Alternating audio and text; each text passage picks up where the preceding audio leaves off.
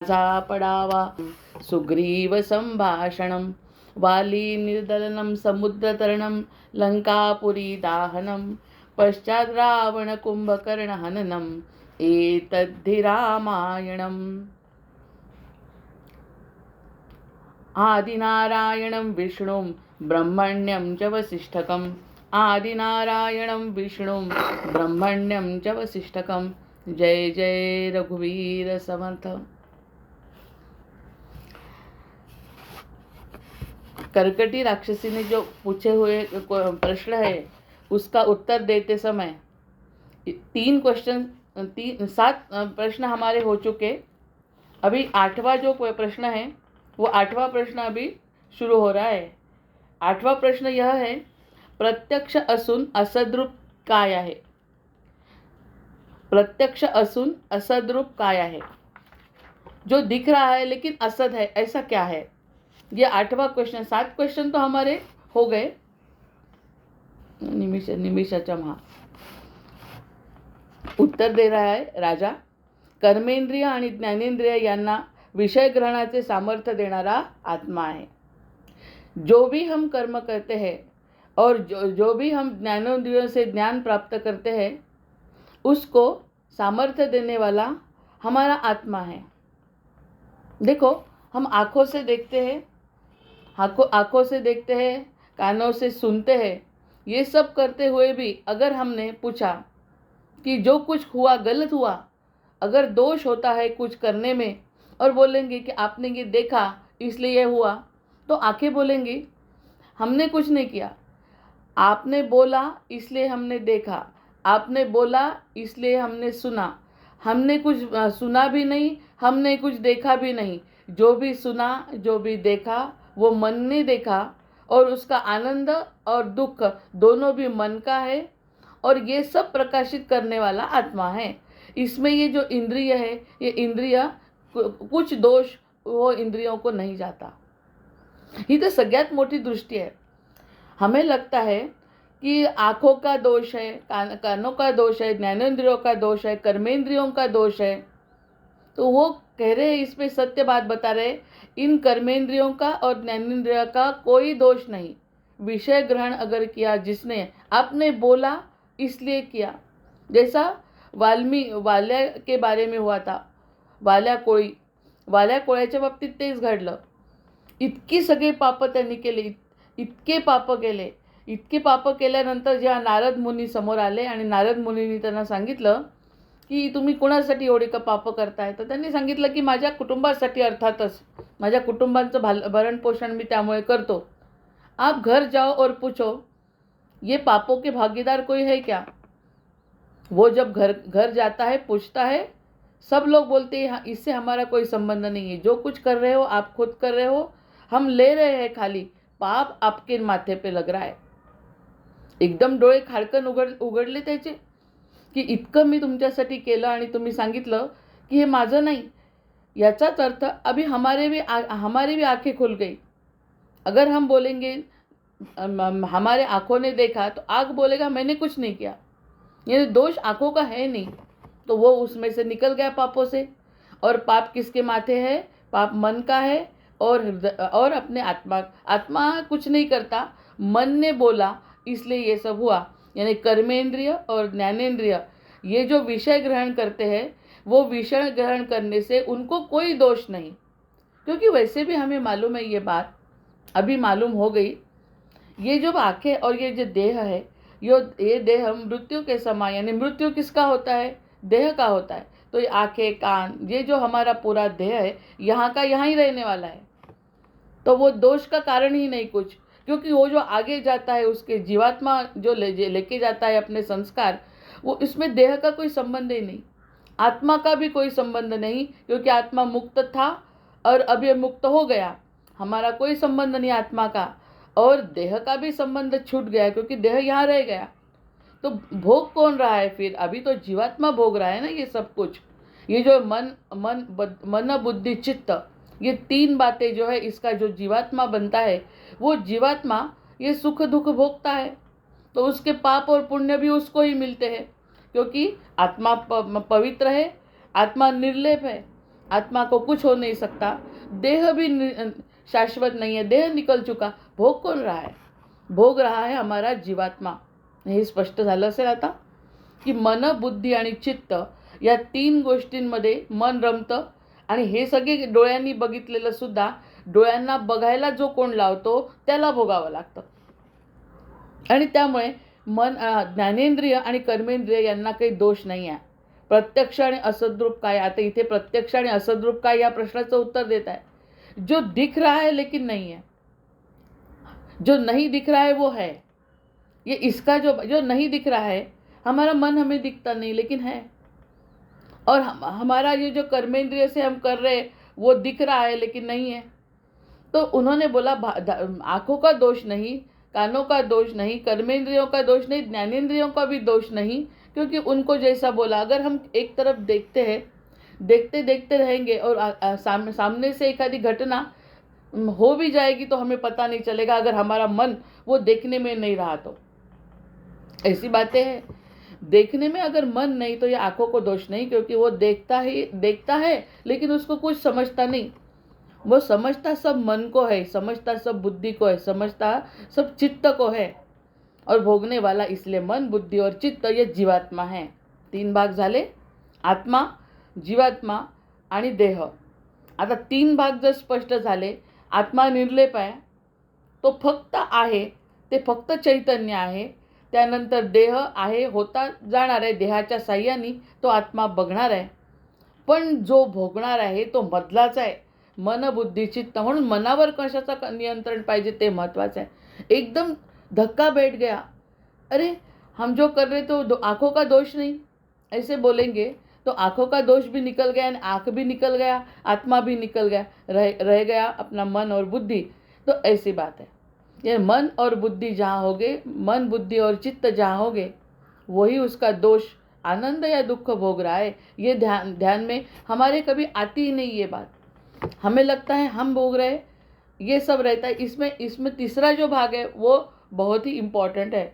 और वो समझ में अगर आ गया तो फिर आत्मा और देह का संबंध समझ में आ गया. बीच में का जो है वो सब सुख और दुःख को भोगता है. हे कळल्याशिवाय खरंच आपल्याला जीवनाचं गणित कळणार नाही आहे. प्रत्यक्ष असून असद्रूप. देन दृश्य विषय आणि ते ग्रहण करणारा अंतर्यामी. ये जो दृश्य के विषय है और जो भोग रहा है वो अंतर्यामी, अशा रूपाने तो प्रत्यक्ष आणि अप्रत्यक्ष दोन्ही है. ऐसी बात है. इसलिए वो दिख रहा है और वो नहीं दिख रहा है. जो नहीं दिख रहा है वो मन है, जो दिख रहा है वो संसार है. लेकिन संसार को देखने वाला आँख नहीं है, तो वो अंतर्यामी जो बैठा है मन, वो है. मन से अगर यहाँ से हम मनोनिवृत्ति परमोपशांति सा तीर्थवर्या मणिकर्णिकाच, अगर मन में बैठे बैठे हमने भगवान की प्रार्थना की तो मणिकर्णिका घाट का दर्शन हम घर बैठे कर सकते हैं, अगर मन है तो. सानंदमानंदवने वसंतम आनंदकंदम हतपापवृंदम वाराणसीनाथमनाथनाथम श्री विश्वनाथम शरणम प्रपद्ये. अगर हम यहाँ बैठे हैं और हम वाराणसी नाथ का अगर हम चिंतन करेंगे मन से, तो हम वाराणसी का पुण्य प्राप्त कर सकते हैं. इतना मन का महत्व है. मन का महत्व है और मन ही हमारा शत्रु है. ये दोनों बात हमें समझ में आनी चाहिए. यहाँ बैठे बैठे और अगर हम वाराणसी गए और वहाँ पे हमारा मन नहीं है, हमें कुछ समझता नहीं, जिस टाइम हमें कुछ मालूम नहीं रहता. इस वक्त हम जब छोटे होते हैं, जाते हैं काशी में, कोई लेके जाता है बड़ा, तो वहाँ क्या फ़र्क पड़ता है हमारा? कुछ भी फ़र्क पड़ता. वाराणसी जाने के बाद भी उसे व्यक्ति को कुछ समझता नहीं कि इसका महत्व क्या है. और अगर हमें अभी ज्ञान हो गया तो वो ज्ञान से हम यहाँ से भी वाराणसी का दर्शन कर सकते हैं मन, और उसका पूरा पुण्य हम ले सकते हैं. इसका कारण अभी तो आपको सबको मालूम हो गया है, क्योंकि ये सब जो वो जो ब्रह्मांड है, वो ब्रह्मांड की निर्मिति मन के कारण हुई है. जय जय रघुवीर समर्थ. क्योंकि जिनको भगवान ने बोला और पृथ्वी का निर्माण हुआ, तो वहाँ क्या था? देह नहीं था। मन से ही, उनके श्वास से ही नाभि में से ब्रह्मा की उत्पत्ति हुई और ना ब्रह्मा ने चारों तरफ देखा। ये सब हमें मालूम है, लेकिन ये सब हुआ कैसे? सब मन से हुआ है। यानी खाली सत्य क्या है? परमात्मा। ब्रह्मा भी उसका अंश है, जिसने मन में बोला कि हमें ऐसी ब्रह्मांड सृष्टि निर्माण करनी है और हमें ऐसे ऐसे भक्त, ऐसे ऐसे लोग, ऐसी ऐसी सृष्टि चाहिए। मन का विषय है। मन से अगर उन्हें नहीं किया होता तो हमारी ये ब्रह्मांड पृथ्वी नहीं होती। उन्हें उनके मन में आया और उन्होंने संकल्प लिया और ये पृथ्वी का निर्माण किया, तो ये मन का संकल्प है ना, तो ये सब मन का ही अनुभव होगा, मन से ही अनुभव होगा, अन्य किसी से नहीं हो सकता, देह से नहीं हो सकता। हम तो यहाँ स्वर्ग की अगर हमने कुछ कल्पना की तो हम स्वर्ग में भी पहुँच सकते हैं, कहीं भी पहुँच सकते हैं मन से, हमारे मन से कहीं जा सकते हैं। तो ये जो देखना है वो क्या आँखों से है क्या? ये जाना है वो देह से जाते हैं क्या? वहाँ पे नहीं जा सकते। लीला रानी को जो लेके गई सरस्वती माता, तो वो पूरी देह के साथ थोड़ी थी, सूक्ष्म रूप के साथ थी। सूक्ष्म रूप यानी मन, बुद्धि, चित्त और अहंकार, ये चार वस्तुओं के साथ ही हम जा सकते हैं वहाँ पे, देह नहीं लेके जा सकते। और कौन लेके जा रहा है? आत्मा लेके जा रहा है। आत्मा कुछ नहीं करता, आत्मा है ही नहीं, चैतन्य है खाली। यानी जाना जाता है वो आत्मा है। किसके साथ जाता है? मन, बुद्धि, चित्त के अहंकार जाता है, और देह का कोई इसमें संबंध। देह छोड़ो तो आप जा सकते हैं। तो अगर हमारा देह अभी है और हमने जाने की कल्पना की, मुक्ति की कल्पना की, तो हम मुक्त हो सकते हैं। ये मन की कल्पना है ना, ये मन की कल्पना सत्य हो सकती है। सत्य संकल्पाचा दाता श्री राम किंवा नारायण। जो हम सत्य संकल्प करेंगे उसका देने वाला नारायण है।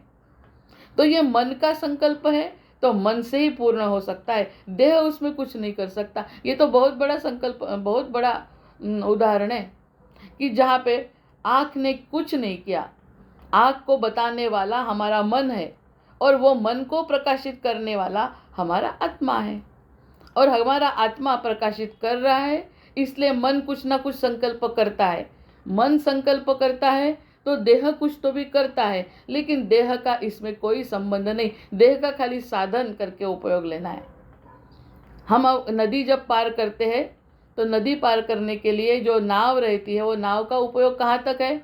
जहाँ तक हम किनारे पर जाएंगे तब तक।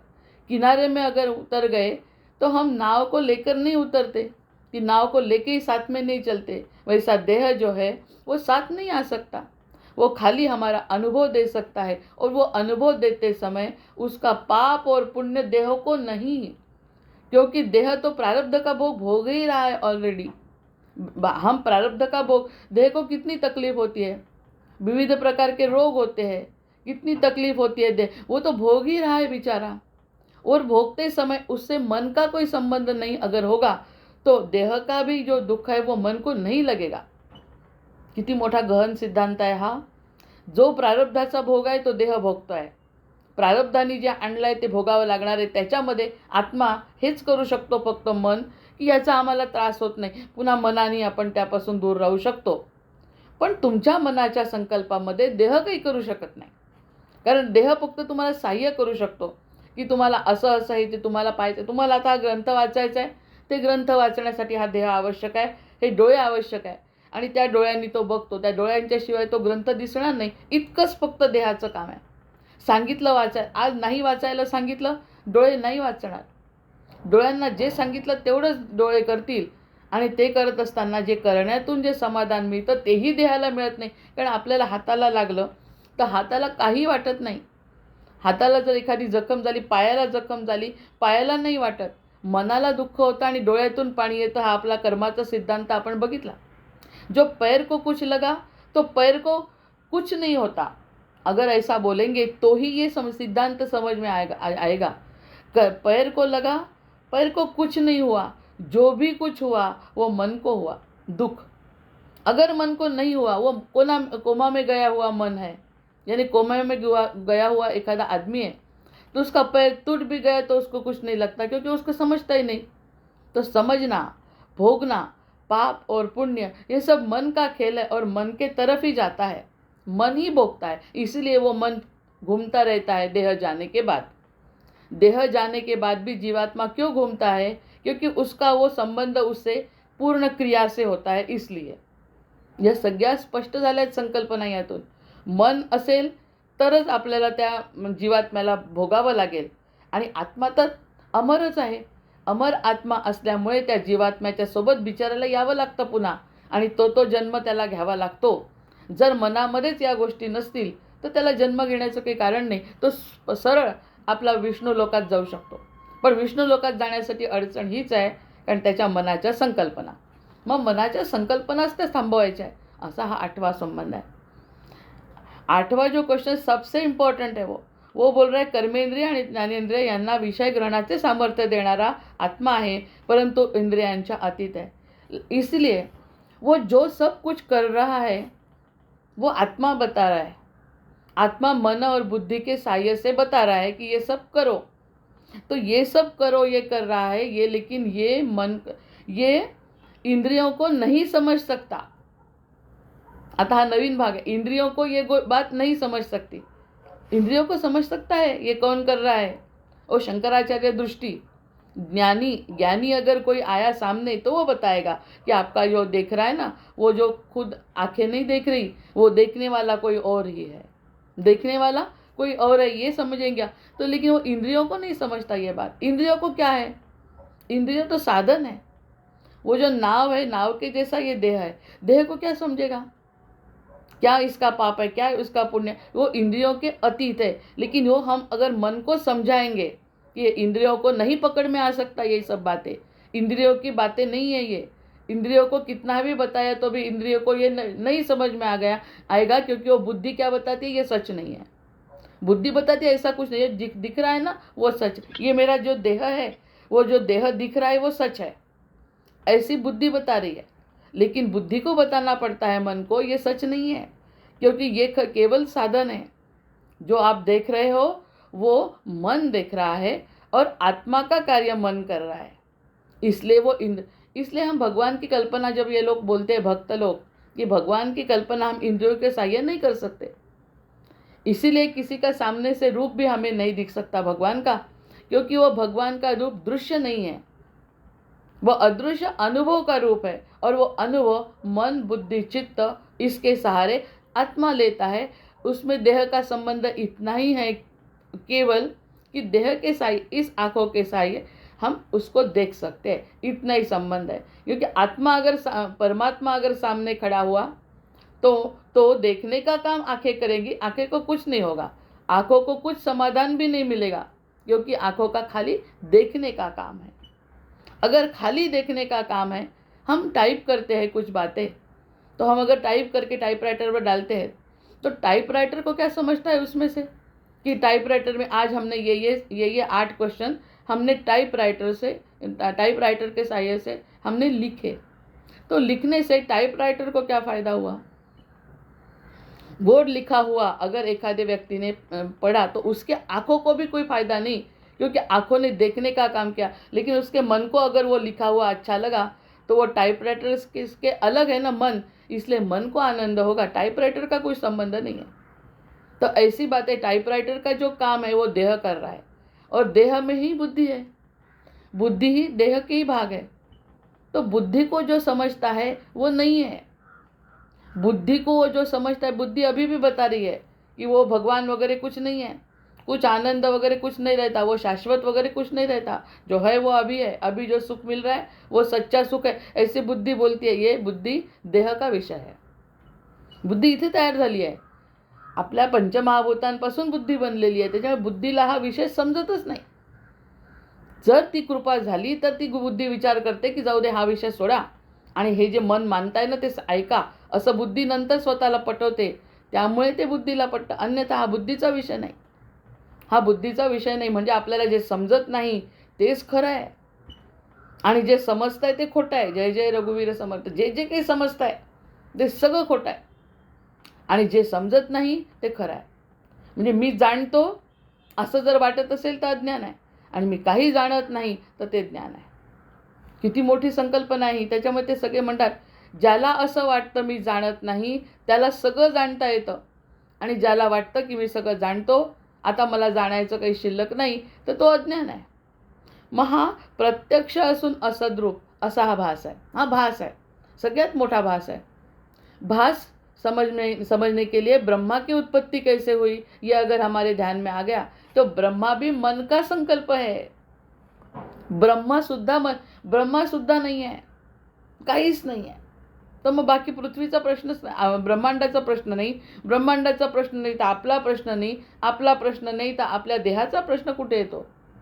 इतपर्यंत खोल सखोल ज्ञान है ते, कर्मेंद्रिय ज्ञानेंद्रिय. लेकिन वो सब है कैसी, वो सत्य नहीं है, वो है असत्य नहीं है लेकिन सत्य भी नहीं है. याच्यावर बुद्धी स्थिर झाली पाहिजे.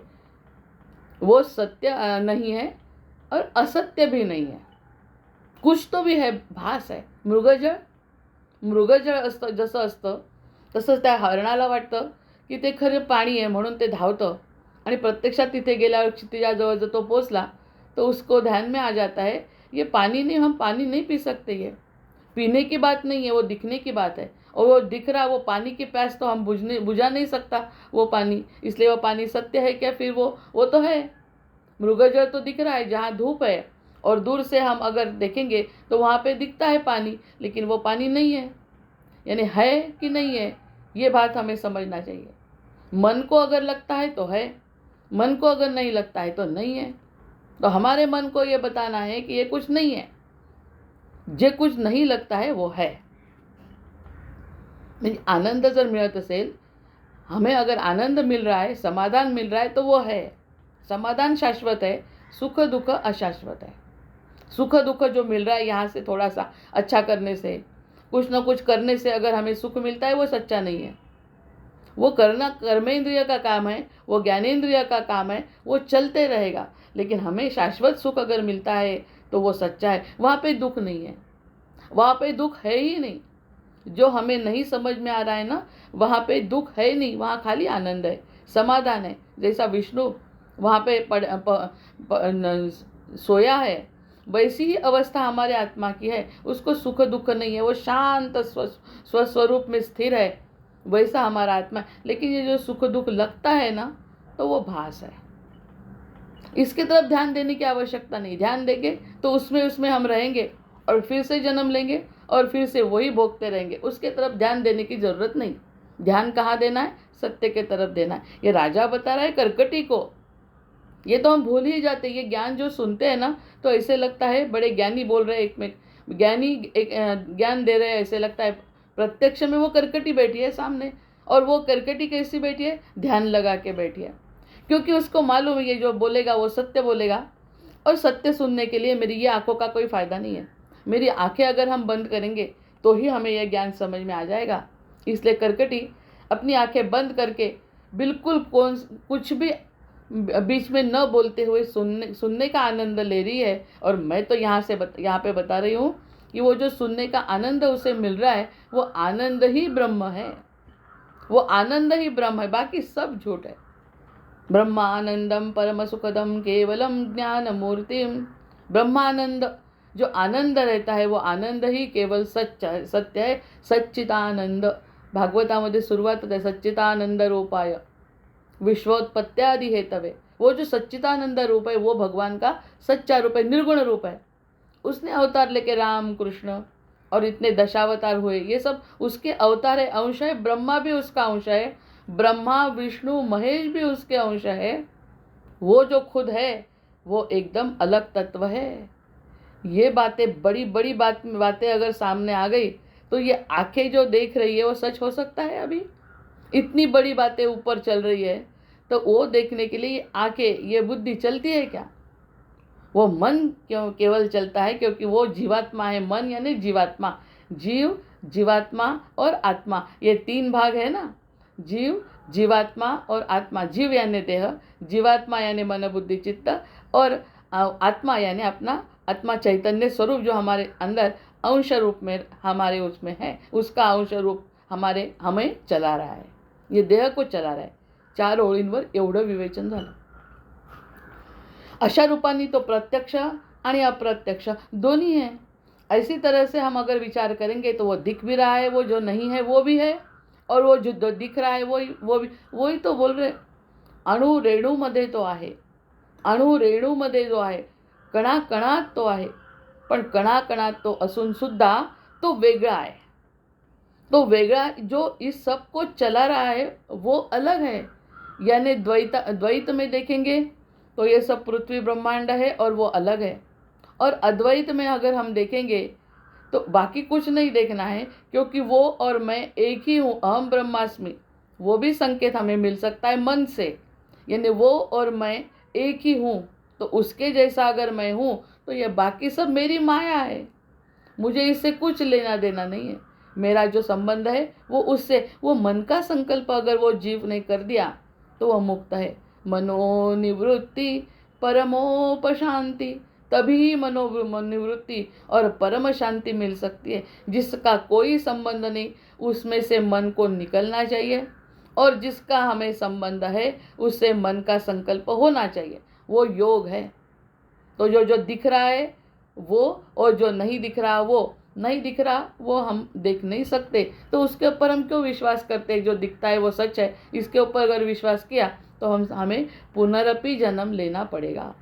हमें जैसा रात को सोते समय अगर हमारे मन में जो भी विचार है वो सुबह हमें वही कंटिन्यू करते हैं, और वही विचारों के साथ हम हमारा जीवन, दूसरे दिन का भी जीवन जीते हैं।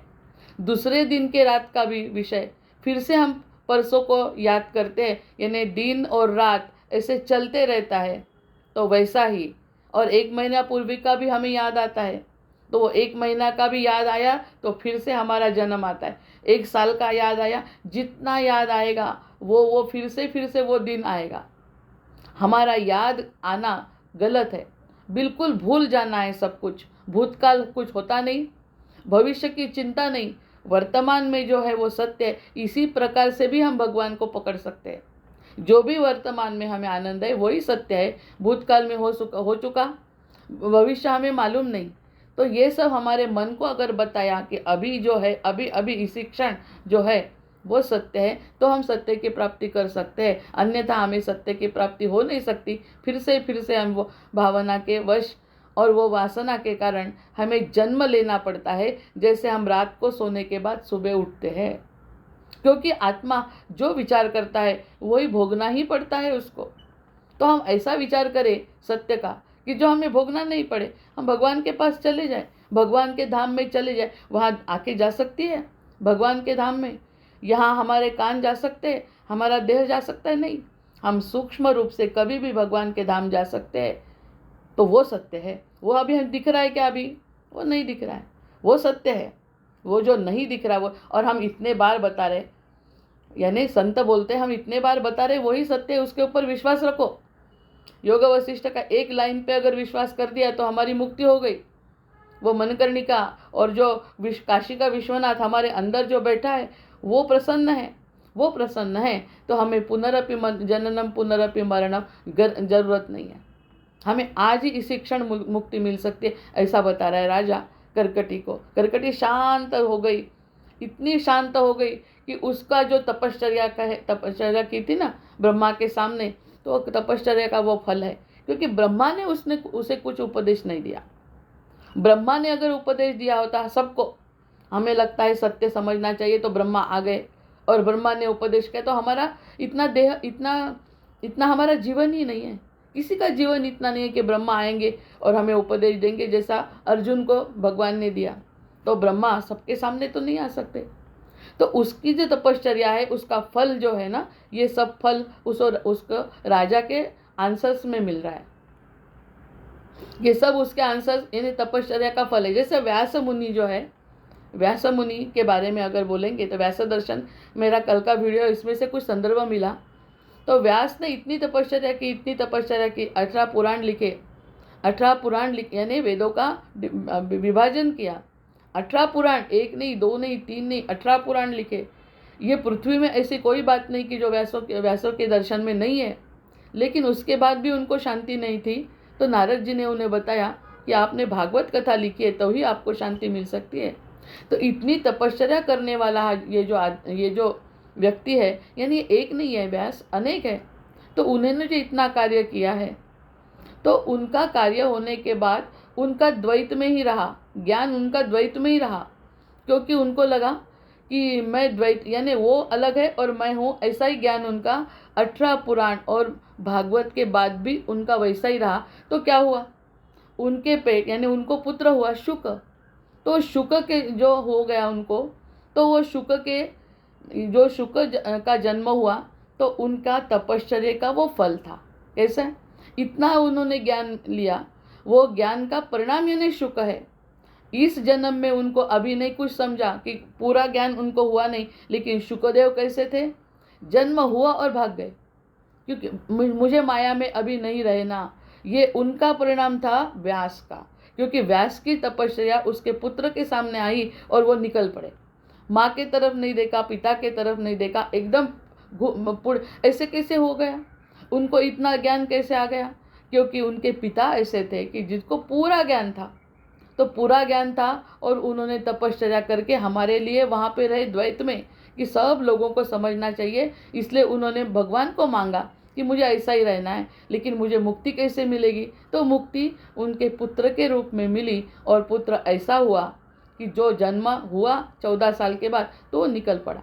मुझे ये माया में नहीं फंसना, ये उसका परिणाम है।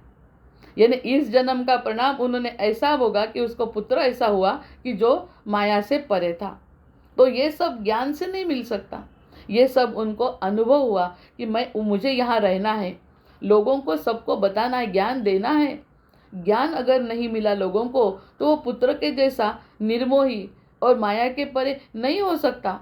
इसलिए मुझे यहाँ द्वैत में रहना है। इसलिए व्यास मुनि ने ऐसा, उनको तपश्चर्या का फल उनको पुत्र के रूप में मिला, और वो पुत्र का नाम लेने से हमें पुण्य मिलता है। और अपने सद्गुरु तो वैसे शुकासारी के पूर्ण वैराग्य जाचे, वशिष्ठा परिज्ञान योगेश्वराचे, कवि वाल्मीका सारिका मान्य ऐसा, नमस्कार माझा सद्गुरु रामदासा। ऐसे लोग हमारे जीवन में जब आएंगे तो ही हमारा उद्धार होगा ना। जो मन से उनके ऊपर है, 18 पुराण, एक भागवत के बाद जो उनको ज्ञान हुआ, वो ज्ञान शुक के स्वरूप में उनके सामने प्रकट हुआ।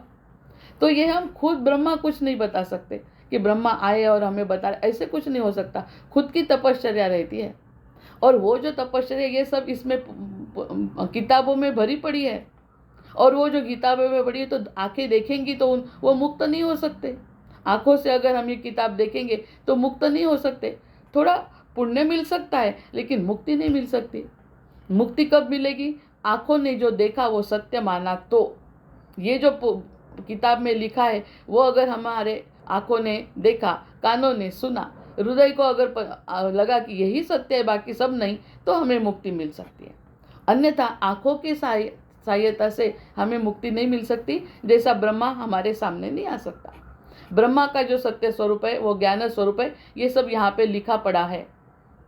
ये हमारा पुण्य है कि जो हम ये पढ़ रहे हैं। ऐसे वो कर्कटी सोच रही है, और कर्कटी के विचार से हम भी पुण्य, क्योंकि ये अभी राम का भी जन्म नहीं हुआ, इसका उसके पहले का ये चल रहा है ना, राम का कर्तव्य नहीं शुरू हुआ। राम खुद सुन रहे, उनका आयुष्य जो है जीवन शुरू नहीं हुआ, वो सब सुनने शुरू होने से पहले ये सुन रहे। इसलिए उनका श्रवण कितना इम्पोर्टेंट है। वो जो श्रवण कर रहे हैं वो श्रवण से ये सब मिलने वाला है। और ये जब दिखेगा, वो ये सब क्या पृथ्वी में दिखेगा, हम ही इसमें से कौन सा भाग हम पृथ्वी में देख सकते हैं। अगर माता है तो माता का प्रेम हमें महसूस होता है, हम दिखता है क्या प्रेम क्या है, प्रेम क्या दिखने की बात है कि, लेकिन अपनी आई जो हमारे ऊपर प्रेम करती है वो प्रेम हमें महसूस होता है ना। तो वैसा ये लिखने का जो उद्देश्य है वो हमें महसूस होना चाहिए।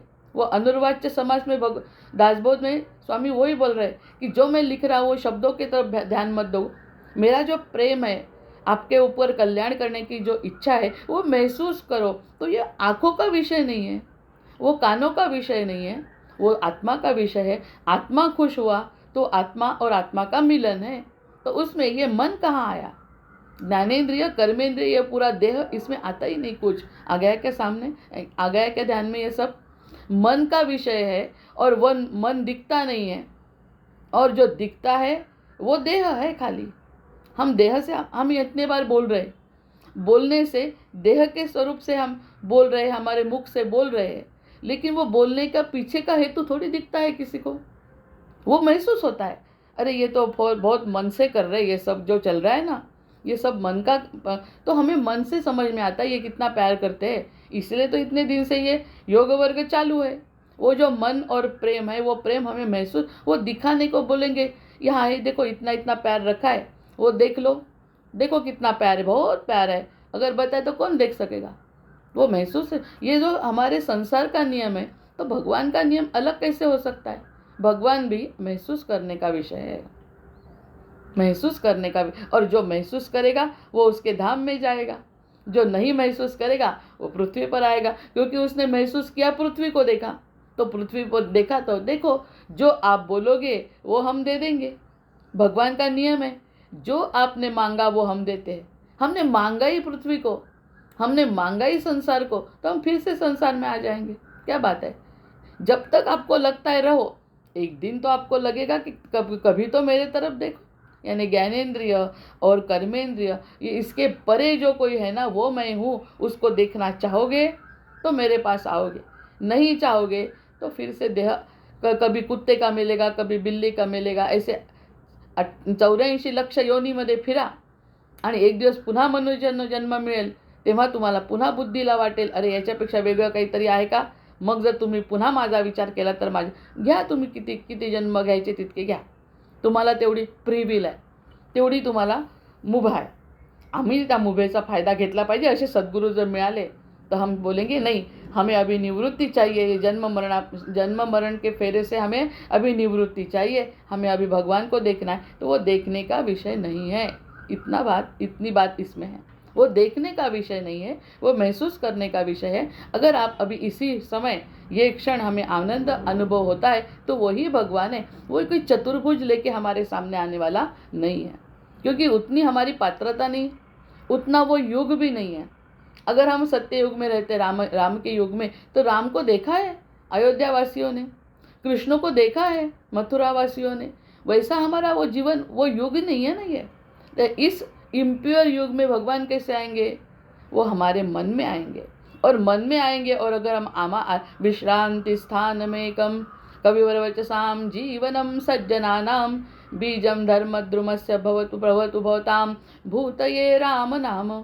अगर ये राम नाम से हमें शांति मिल गई तो वो ही मैं हूँ, बाकी दूसरी तरफ मैं नहीं। तो यह शांति, वो आनंद, वो समाधान हम बताने का बात है क्या? वो अनुभव का बात है। तो वो अनुभव अगर एक क्षण आ गया तो वह मैं ही हूँ, ये कर्कटी को बता रहा है। और कर्कटी वो सुनते सुनते ध्यान में चली गई है। हमें भी ऐसा लगता है, अगर हम बोल नहीं रहे होते तो हम अगर यह महसूस कर रहे होते तो बोलने का विषय सब अनुभव कर सकते हैं, इस आनंद का सब अनुभव कर सकते हैं, लेकिन करना कि नहीं ये हमें डिसाइड करना है। आज आनंद का जो विषय है, आनंद में रहना है, तो ये हमारे मन का, हृदय का और आत्मा का विषय है। इसमें देह का साथ लेना, देह को बोलना चुप बैठ, बिल्कुल एक बात भी बोलना नहीं, गलत बोलता है, अभी तक इतना गलत बोला, ये गलत बोलने से ही मेरा ये सुख दुख में हमें झंझट में पड़ना पड़ रहा है। अगर सुख दुख के झंझट में बाहर निकलना है तो मन को, बुद्धि को बताना ये सब झूठ है। मुझे खाली मेरा भगवान अच्छा लगता है, और भगवान की लीलाएं अच्छी लगती है, और भगवान ही मैं उसका अंश हूँ, और भगवान मेरे हैं, बाकी कुछ सब नहीं, सब देख लेंगे भगवान। अभी आनंद अगर आ गया तो वो ब्रह्मा का, वो भगवान का स्वरूप है, भगवान यानी मेरा आत्मा। आणि इतका जवळचा शोध लागतोय ना, माझ्या आत्म्याला जर शांती मिळत असेल, म्हणजे मेल्यानंतरची शांती म्हणतात लोक, हिंदू धर्म मेल्यानंतर शांती मिळते, कसली मेल्यानंतर शांती मिळते? शांती आत्ता मिळाली तर देहाचा काही संबंध राहतच नाही, देह मरो, देह असो किंवा नसो, मी आत्ताच शांत आहे। म्हणून त्या मनकर्णिका घाटेचं स्तोत्र सध्या तर रोज मनोनिवृत्ती परमोपशांती सा तीर्थवर्या मणिकर्णिकाच, वो जो तीर्थ है मणिकर्णिका घाट, वो मेरे मन में बसा है, और अगर मेरे मन में बसा है तो अंदर का विश्वनाथ जो है तो शांत तृप्त है, उसका अनुभव वो जीव कर सकता है। बाकी सगळ्यातून बाहेर काढलं आणि फक्त स्वतःकडे ओढलंय, सगळ्या गोष्टीतून मन बाहेर काढलं आणि म्हटलं मी फक्त खरा आहे। अभी खाली 4 ही लाइन हुए आज तो। जोपर्यंत हा दागिना आहे, ही भावना असते, तोपर्यंत त्याविषयीची सुवर्णाची कल्पना अस्तंगतच असते. जब तक हम कहेंगे कि ये दागिना है, ये अंगठी है, तब तक हम सुवर्ण की तरफ देख नहीं सकते.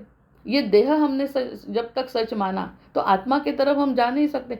आत्मा एक ही है ना सबका. देखो, कल्पना करो, वो परदेश में है कोई व्यक्ति, वो निग्रो है और कुछ कुछ, वो तो हम तो बोल सकते हैं कि मुसलमान भी, ये धर्म कोई कौन सा भी हो, कोई भी आदमी हो, कोई भी जीव हो, एकदम चींटी हो, हाथी हो, आदमी हो, औरत हो, कोई भी हो, आत्मा एक ही आहे. अरे बापरे, किती मोठा शोध आहे. आत्मा एकच आहे. म्हणजे सुवर्ण जसं असतं तसं दागिने वेगवेगळे असू शकतात, उसके अलंकार अलग अलग हो सकते हैं सुवर्ण के. ये तो हमारा पृथ्वी का एग्जाम्पल है कि दागिने अलग अलग हो सकते हैं, लेकिन सुवर्ण अगर उसको एक कर दिया तो सुवर्ण है, सुवर्ण में कोई फर्क नहीं है. वैसा आत्मा एक ही है सबका. तो फिर सुवर्ण के दागिने की तरफ देखेंगे तो सुवर्ण को पता नहीं चलेगा. तर वैसे वेगवेगळे असे घट बघितले वेगवेगळे आपण, तर आपण घटामध्ये असलेला जो चैतन्य आहे त्या चैतन्याकडे कसं लक्ष जाईल. लक्ष चैतन्याकडे गेलं तर घट कसे एकसारखेच आहेत. आपला काय संबंध आहे त्याच्याशी हे जेव्हा लक्षात येईल तेव्हा तोपर्यंत त्याविषयीची सुवर्णाची कल्पना अस्तंगत होती. तब तक हम सुवर्ण की तरफ नहीं देख सकते. जब तक देह को हम महत्व देंगे तब तक हम आत्मा को महत्व दे नहीं सकते. याच न्यायाने जोपर्यंत दृश्य जग खरे वाटते, जोपर्यंत ये सत्य दिख रहा है, दृश्य जग सत्य वाटते, तोपर्यंत जगताच्या ब्रह्मरूपतेचा अनुभव येणे शक्य नाही. तब तक, जब तक हमें ये दृश्य सत्य लग रहा है, तब तक हम ब्रह्म का अनुभव नहीं ले सकते. 1 मिनट के लिए हम दृश्य जगत को अगर मन से निकाल देंगे, दृश्य जगत को मन से, वो तो जा नहीं सकता, क्योंकि हमारे हाथ में थोड़ी है दृश्य जगत खत्म होना. परिस्थिति को बदलना हमारे हाथ में नहीं है, हमारा संसार बदलना हमारे हाथ में नहीं है.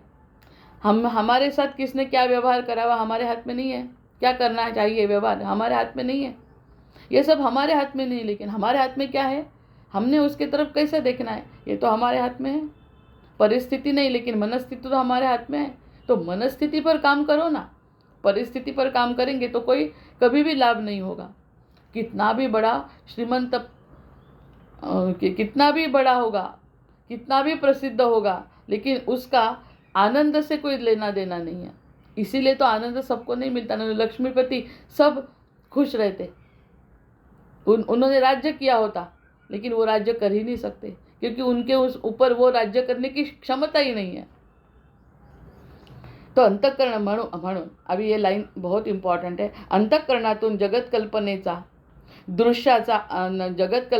दृश्याचा अभाव झाल्याखेरीज केवळ निर्मळ शुद्ध से ब्रह्म जगत रूपाने आहे हे ते कळणार नाही.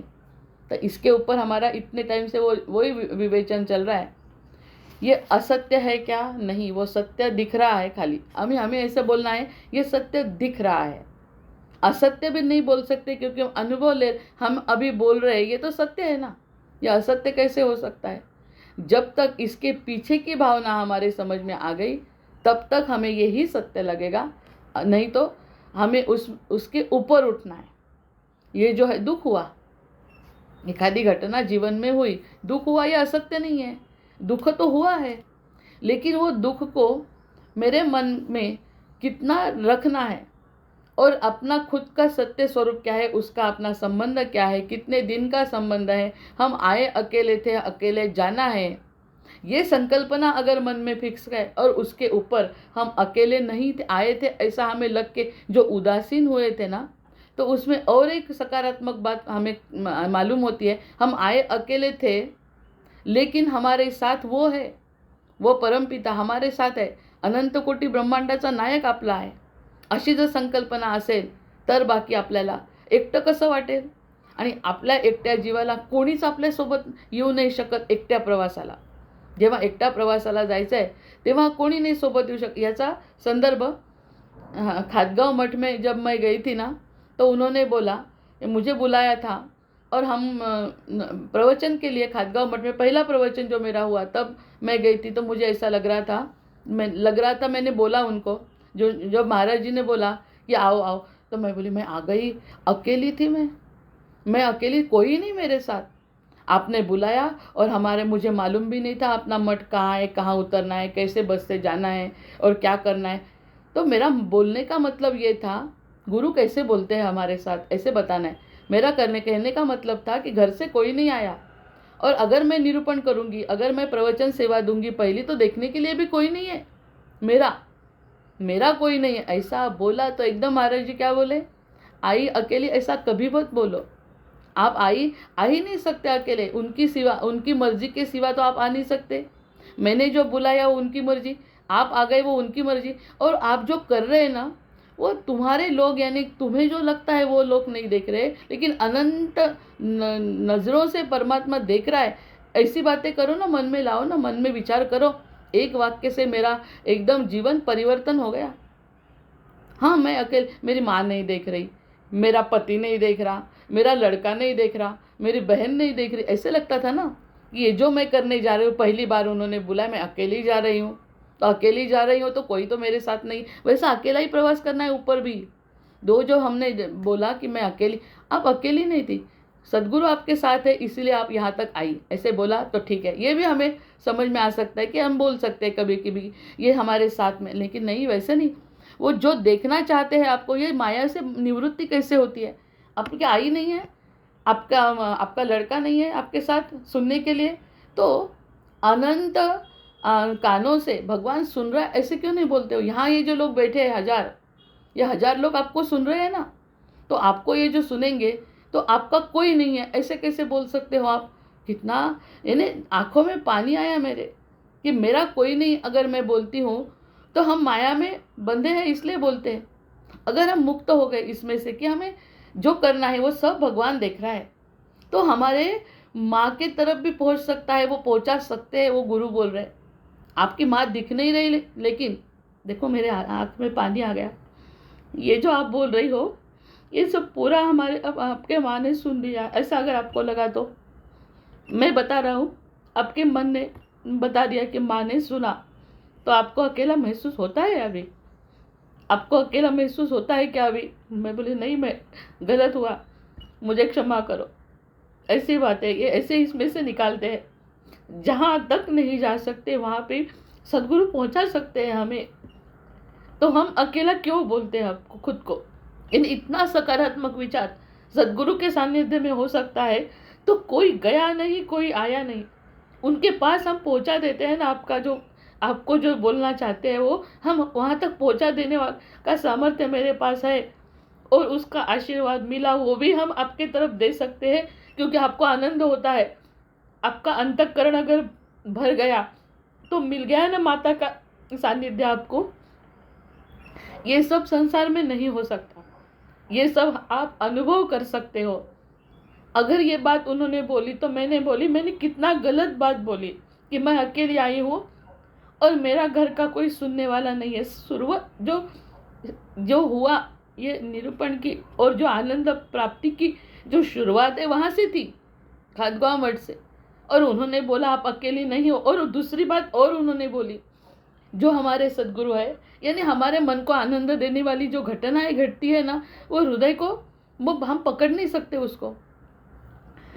गुरु पूर्णिमा का जो पहला दिन था, उस दिन में अगर मेरा प्रवचन वहाँ पे हुआ, पहला जीवन का पहला, तो वहाँ पे हुआ मेरा प्रवचन होने के बाद वो जो सदगुरु है वो बोलते हैं कि हमारे सदगुरु यानी मेरे सदगुरु वहाँ पे आज आए थे और उन्होंने ये सब कुछ हमें ज्ञान दिया। कौन बोल सकता है ये संसार में, बोलो कौन ऐसा बोल सकता है? जो मैं बोल रही हूँ वो सदगुरु के मुख से आ रहा है, ऐसा हमें लगा है। तो इससे आई क्या कर सकती है? आई को जो आनंद होता है, इससे कितना ज़्यादा आनंद है ये सब कुछ कि सदगुरु खुद आ रहे हैं और वो सब कुछ बता रहे हैं खुद। मैं तो हूँ नहीं वहाँ पे। तो ये जो सूक्ष्म अवस्था है, वो जो लीला ने अनुभव किया, वो ही प्रकार है ना। वो हम कल्पना ऐसे ही कर सकते हैं ना कि वो ही प्रकार है कि सदगुरु ने हमें वहाँ चुन लिया। ये सब चुनना हम कर सकते, अगर मन उसमें होगा तो ये सब समझ में आ गया। एक वाक्य उन्होंने कहा कि आप अकेली नहीं थी, आप ऐसा कभी नहीं बोलना कि हम अकेले आए। मेरा बोलने का उद्देश्य यह था कि मैं अकेली घर से निकली, घर में मेरे साथ कोई नहीं है, ये जो मेरा पुस्तक निकला, ये सब देखने के लिए मेरे कोई लोग नहीं है। तो वो बोल रहे मेरे नहीं है, ये सब किसके है? ये जब बुद्धि का बड़ी हो गई बुद्धि, तो वो बुद्धि ऐसा ही विचार करते मैं अकेली हूँ, मैं अकेली हूँ, मैं अकेली हूँ, कोई सुनने वाला नहीं है। तो वो बोल रहे सुनने वाले कौन है ये आपको नहीं पता। ये खुद का अगर हमने विश्व निर्माण किया तो सुनने वाला हमें खाली अपना कुटुंब ही दिखता है, बाकी कुछ दिखता नहीं। ये दृष्टि अगर प्रगल्भ हो गई तो वो सद्गुरु के मुख से मिला हुआ जो वाक्य है ना, वो हमें आमूलाग्र परिवर्तित करता है। यानी दुख का यहाँ पूरा संसार है लेकिन संसार में मेरा कोई नहीं है, ऐसा अगर बोलेंगे तो दुख होगा। और ये संसार ही मेरा है, ऐसा अगर सद्गुरु वचन है तो आदमी को पूरा ज्ञान हो जाता है। आनंद की प्राप्ति, ज्ञान तो मुझे मालूम नहीं, ज्ञान के बारे में तो हम कभी चर्चा कर भी नहीं सकते क्योंकि ब्रह्मा जी का ज्ञान है वो। लेकिन आनंद की प्राप्ति तो हुई। ये जो आंसू आए उस दिन भी, तो वो आंसू आनंद का प्रतीक है। वो आनंद संसार से नहीं मिल सकता। आई सामने बैठने के बाद भी जो आनंद नहीं होगा, क्योंकि आई हमें बोले कि हाँ बहुत अच्छा लगा, लेकिन आई तो बोलने वाली है, आई नहीं बोलेगी तो कौन बोलेगा? आई तो हमने कुछ नहीं किया तो भी वो प्यार करती है। अभी वो बोल रही ये जो बड़ा काम कर रही हो वो भी आई के साक्ष्य से कर रही हो, ऐसा अगर मैं बोलता हूँ तो आपको कैसा लगता है? ऐसा बोलने से हमारी बुद्धि प्रगल्भ होती है। यानी ये संसार है तो ये सत्य है, ये सत्य है। उसमें हमारा जो मन था ना वो असत्य था। अब ये तो संसार मेरा ही है, कोई है मेरा साथ चलेगा, नहीं है मेरे साथ चलेगा, लेकिन खुद का तो है ना। आई अकेली हूँ, आ जाना अकेला आत्मा को। ये संकल्पना स्पष्ट करने के लिए प्रत्यक्ष असद रूप ये संकल्पना उन्होंने बताई है।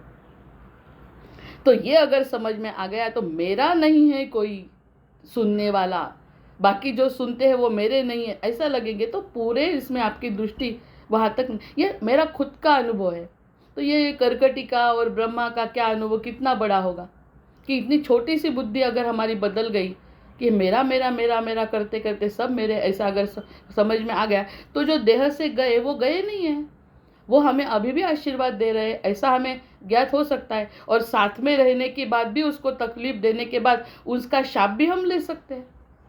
साथ में रहने के बाद भी उनके बारे में अच्छा नहीं सोचेंगे तो हमें शाप मिलता है, और साथ में नहीं है उनका सोच के हम अच्छा काम करते हैं तो उसका परिणाम भी हम देखते हैं। तो ये सब ऊपर का खेल है, माया का। वो माया का खेल छोड़ के हम ऊपर का सत्य का खेल अगर जब देखेंगे तो वो सत्य वहाँ पे रहता है। इसीलिए सत्य ऊपर है। ऊपर का सत्य जानने के लिए बीच में जो है ना उसका मालूम होना चाहिए। ये सब हमारा है, ये सब हमारा है। वो थे, वो देह के साथ थे, देह गया लेकिन वो अभी भी हमारे साथ है, जिसको हम भगवान हमारा बोल सकते हैं। तो और आई और जो गए लोग हैं तो हमारे थे ही साथ में। भगवान अगर नहीं दिखता है वो भी अगर मेरा है तो बाकी का क्या बात है? ये आनंद प्राप्ति के लिए ये बात हमें समझ में आनी चाहिए और वो सद्गुरु करते हैं। ये सद्गुरु की जो लीला है ना, वो लीला समझने के लिए उतना मन तरल चाहिए। मन को रहना ही नहीं है। मन अगर निर्मल हो गया तो ही ये बातें दिख नहीं सकती, समझ सकती है। इसके ऊपर तो ये समास है ना, तो हम हमारे साथ भी वो कोरिलेट कर सकते हैं। इसलिए दृश्याचा अभाव झाला की केवळ निर्मळ शुद्ध से ब्रह्म जगत रूपाने आहे ते करणार नाही। ये जो जगत रूप से ब्रह्म है, अभी ये जो एग्जाम्पल दिया खतगांव मठ का, वो वैसे एकदम दृष्टि व्यापक हो गई।